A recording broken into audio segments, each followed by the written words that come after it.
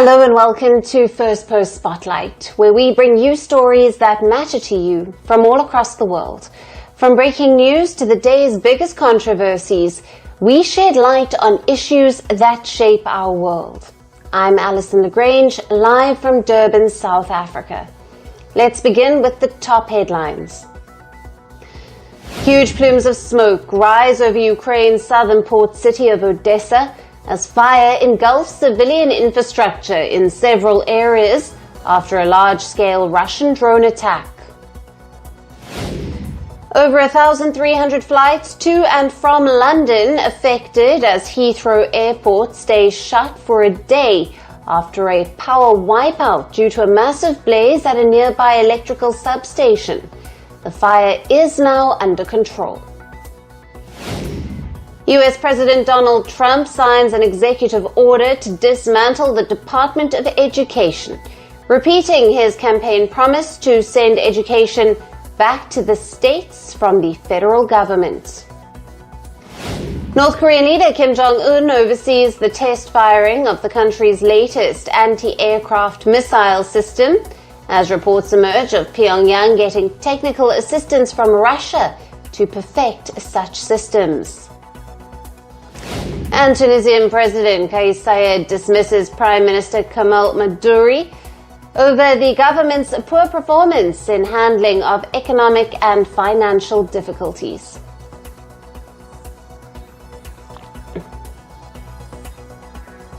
Hello and welcome. We begin with the developments from the war in Gaza. Weeks of uneasy silence already broke after Israel resumed its military campaign with deadly airstrikes and ground operation. Now Hamas has retaliated with rockets, dragging the conflict exactly to how it started in the first place. In a recent escalation, the Iran-backed group launched multiple rockets at Israel. At least 3 of them were fired at Tel Aviv late on Thursday. Israel Rapid Response Iron Dome again came to the rescue. It intercepted 2 of the projectiles, while the 3rd rocket crashed into open areas without causing any harm. In a statement, Hamas said it was a direct response to Israel's bombings. Hamas's military wing released footage of their offensive. This is also believed to be the first time the Iran-backed group is firing back since early this week, which is when Israel's defense forces resumed their military campaign. Israel's assault has drawn widespread condemnation. In its latest round of strikes, at least 91 Palestinians were killed across the Gaza Strip.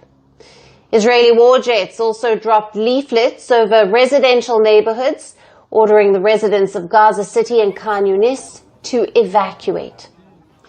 Later on Thursday, the IDF said its troops have begun ground activity in Rafah, a city in the southernmost part of the enclave near Egypt.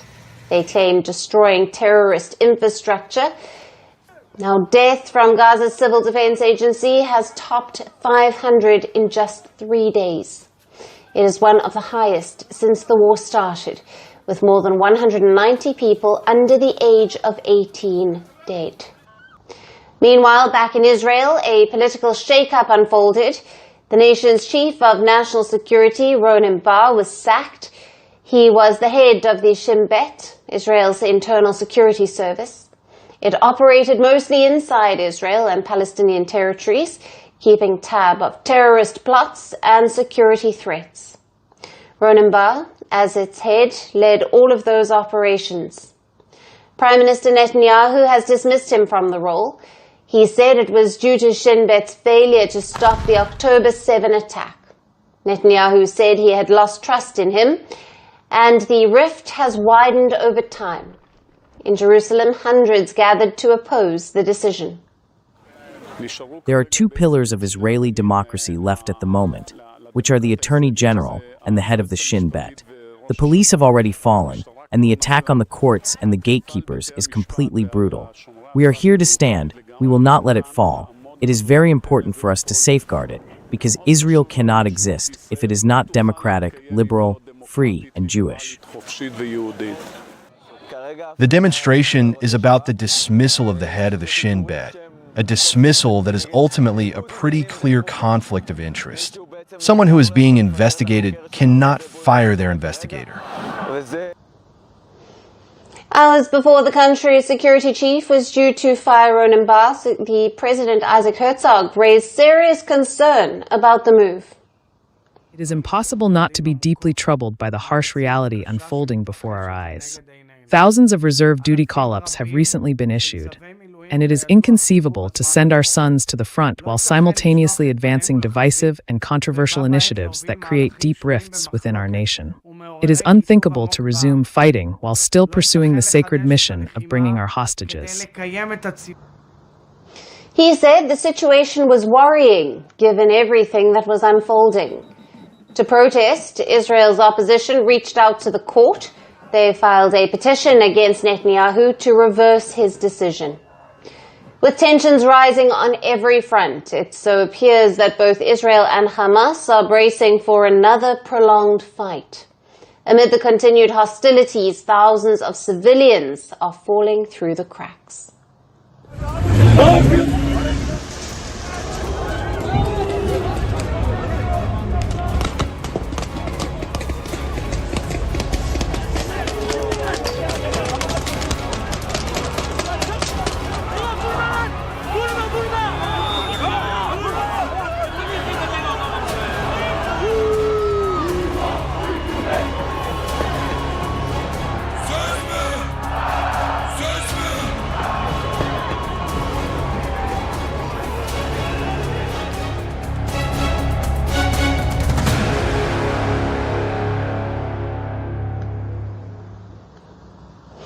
Let's take a look at Turkey now. The country has witnessed fiery unrest for the second day in a row after the dramatic arrest of President Erdogan's main rival.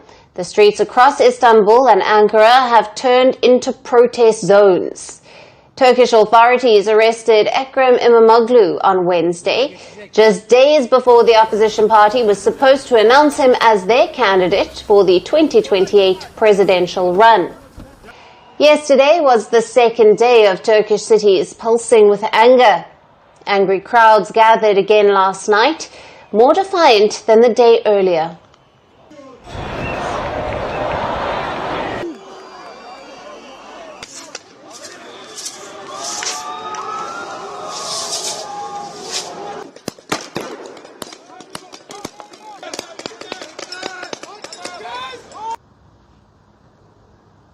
Riot police in full gear pushed back. They used tear gas, stun grenades, and some even reportedly fired rubber bullets.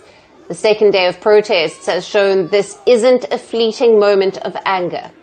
It's a stand against what many describe as Turkey's democracy slipping into authoritarianism. We came here to react to the detention of a presidential candidate for the Republic of Turkey. This situation has caused us to lose faith in democracy. As Yildiz Technical University students, we gathered at the school to react to this, and then we came here to show our reaction. Ekrem İmamoğlu is accused of corruption and aiding a terror group.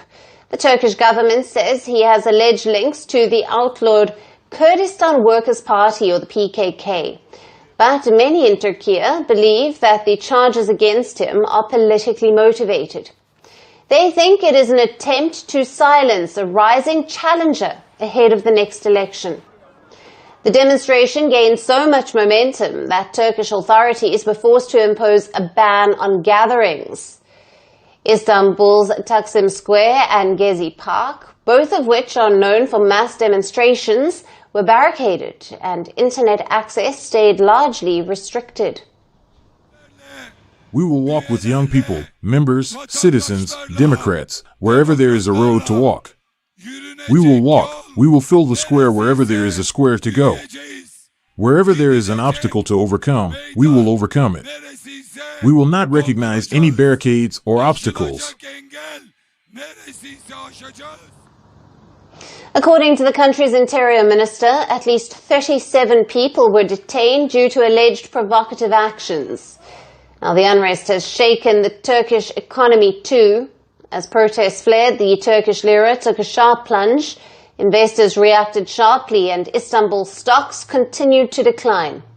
Turkey's central bank also held an emergency meeting yesterday. At the meeting, the bank raised its overnight lending rate from 44 to 46%. After spending the first night behind bars, Imamoglu called on his supporters to take a stand against the government. He urged the nation to stand up against the evil. The total number of people, including allies of Imamoglu, detained have already reached over 100, and police forces are on the hunt to detain more. Right now, Turkey is on the boil, and it is far from being over. As the lira crumbles and arrests pile up, it's clear the fight is no longer confined to the streets. People in Turkey are bracing for a third night of demonstrations. From what it appears, this is just the beginning. Now, for more on this, we have with us Dr. Muzaffer Senal. He's a foreign policy expert and a visiting scholar at the State University of New York at Binghamton, and is joining us live from Kharkov, Poland. Welcome to Firstpost. Thank you for being with us, Doctor. Welcome. Thanks. Now, what does Ekrem İmamoğlu's arrest signal about the political landscape in Turkey right now? And how does it impact the upcoming elections and the opposition movements against President Erdogan? First of all, we should say that it created a mobilization in the opposition, not only about the supporter of the Republican People's Party, CHP, and also to the other parties that especially yesterday we see that the Davutoğlu, Babacan and Arıkan, this group is also mentioned about their concerns regarding the democratic backsliding. The arrest and the large scales of protest has been held in the major cities, not only in Istanbul or Ankara, but also the other Izmir and also different cities in Anatolia. As a result of this arrest, which inspired the opposition parties and the sympathizers to come together and mobilize them. First, we should understand, we should see that this mobilization that especially looks like let's say, Gezi Park movements and so on, so forth. This is the biggest, after 12 years later, biggest protesters against the government's, let's say, the applications regarding the democratic backsliding. Electoral implications to that. In fact, that it is going to be, İmamoğlu is going to be one of the main opposition, that it helps to the most probably that it can be solved or not. We will see in the future, in the coming days, that these charges or the diplomacy, his diploma will be return back or not. We will see in coming days. Since CHP leader, CHP leader Özgür Özel, that called the sympathizers and the protesters stay in the streets till the end of the İmamoğlu will release and his rights will be given back. Therefore, now it created a kind of political turmoil, as you also mentioned in your VTR. It's very obvious that it affects economy very negatively.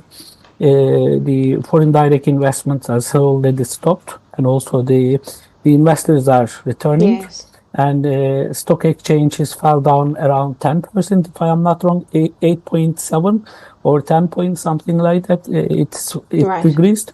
It affects also the right. Turkish power against dollar. The currency is weaker and weaker. These yes. will create the negative implication for the economy. But for the elections, that 3 years yeah. for now, but we are expecting the early election most probably. That's why the decision has taken now. We will wait the snap election most probably next year, maybe in June. Right. Yep. Yes, and Doctor, how have these clashes and the protests following İmamoğlu's arrest, how has this affected the domestic stability, and what are the potential diplomatic repercussions for Turkey? I mean, for the domestic instability, it's about the protesters, which will not turn into a violent. I mean, these are the peaceful protests. Therefore, I do not expect such kind of to the big clashes, or let's say, since this is the peaceful one, it will about to the government dispose how this peaceful protest or not. Till now, only tear gases has been used, which is not as much as strongly, let's say, severe responses by the police or the gendarme or military did not given. Hopefully will not be happen. But these protesters are very peaceful, and then which is not create any damage in the protesters area, which is most important. Yes. Therefore, it is not a political stability. Let's put like the kind of the people concerns regarding the government decision. Secondly, about the diplomatic implications, I mean, almost Turkish-EU relations has already been strained, and also there is no negotiations are already somehow stopped before these events. Which will no one expecting such things, since EU and the United States has more important agenda rather than the Turkish democracy and so on and so forth.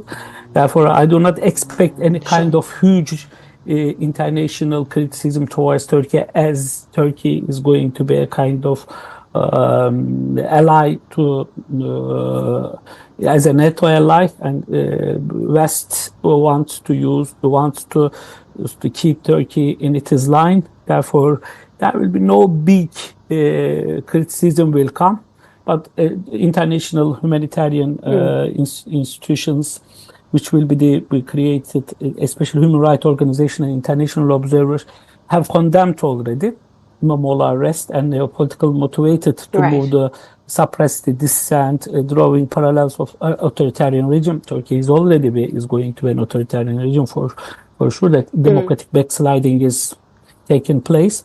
These incidents may strain the Turkish relations with Western allies, but which is not so much strained, that because they have their own agenda regarding Russia and Ukrainian crisis, and the Trump's policy about those issues, which is a kind of while we are living in the leadership world, Erdogan and Trump's and the Putin, their friendship is keeping this criticism very low level from US, and the EU has as well, that related to the Ukrainian crisis. Right. Yep. Thank you very much for being with us on First Post. You're welcome. Thank you. And shifting focus now to Indonesia. 27 years after the Southeast Asian nation's transition to democracy, the fears of return to the country's authoritarian past are growing among its people. Now this, as Indonesia's parliament unanimously passed a controversial overhaul of a law that will allocate more civilian posts for military officers. Once signed into law, military officers will be able to take up positions in government without first retiring or resigning from the armed forces. Now, the legislative revisions were proposed by allies of President Prabowo Subianto, a former military general who served under longtime Indonesian dictator, and his former father-in-law, Suharto. Now, the move has triggered a stunning showdown between President Subianto and his critics, who warn that the parliamentary approval for military's increased role in the Indonesian life will erode the country's hard-won democracy. Protesters outside the Indonesian parliament clashed violently with the police. In a show of resistance, they set fire to cardboard and even pulled down the parliament fence, despite being sprayed with water cannons by military personnel.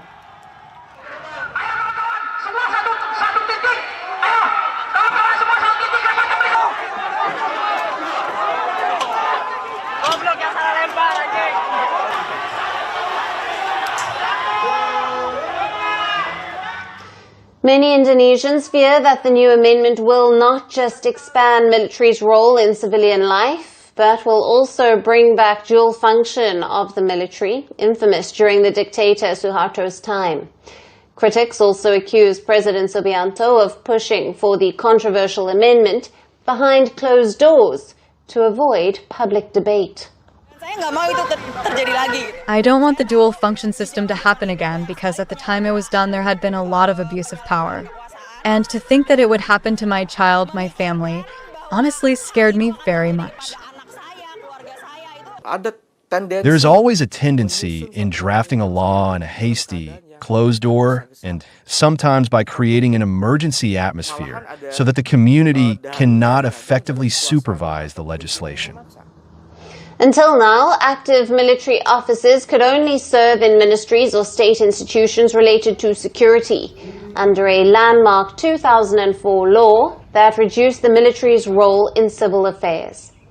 But the new amendment threatens to undo Indonesia's hard-won democratic present, and with President Subianto himself leading parliamentary approval for the military's role in the Indonesian civilian life, the spotlight is back on the populist leader's past, which is intimately linked with the country's former dictator, Suharto.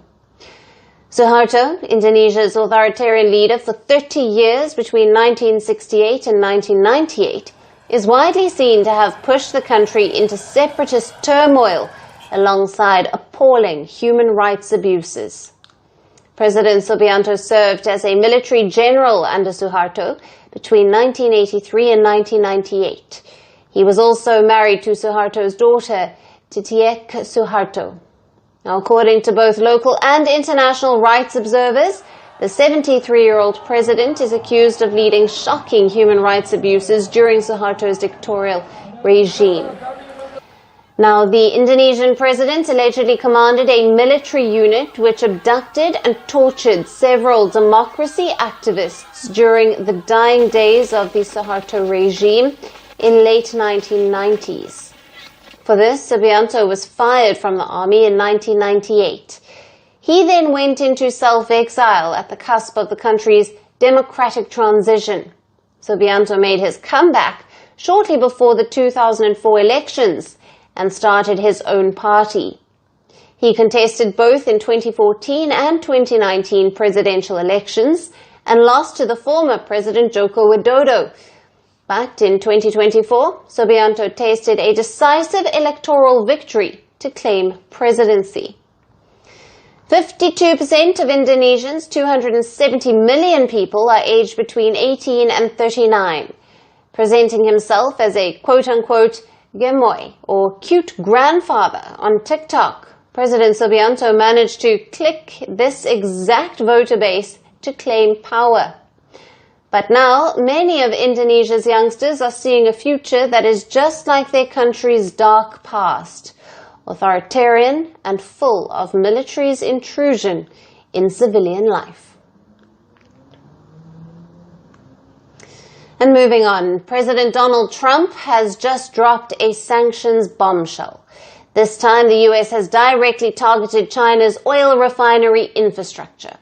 In a sharp escalation of his maximum pressure campaign to dissuade Iran from going nuclear, for the first time ever, the US has sanctioned Chinese refiners for buying Iranian crude.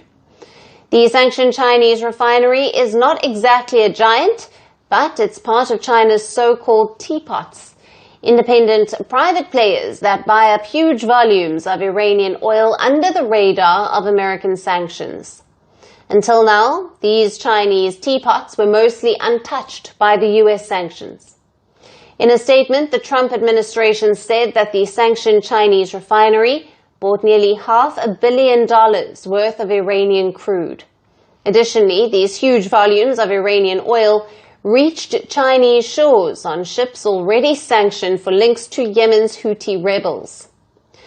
Washington's sanctions also targeted a Guangdong-based private storage operator, which the US said became a key gateway for Iranian oil's entry into China. Meanwhile, one of the sanctioned storage operators' owner has claimed that it has only handled oil from Malaysia and Singapore, not Iran. While Trump administration's latest sanctions spree was most predominantly directed at Iranian oil Chinese benefactors, it also targeted a so-called shadow fleet of oil tankers which supposedly transports Iranian oil worldwide.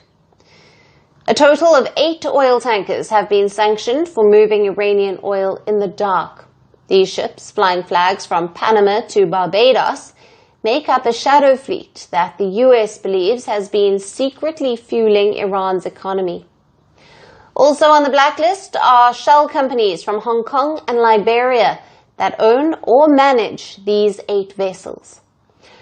Following the announcement of these sanctions, Brent crude surged above $72 a barrel, its biggest weekly gain since January. Analysts say that this is a clear risk escalation that has opened the spectre of increased oil prices. Since January, the Trump administration has unleashed 4 waves of Iran oil sanctions.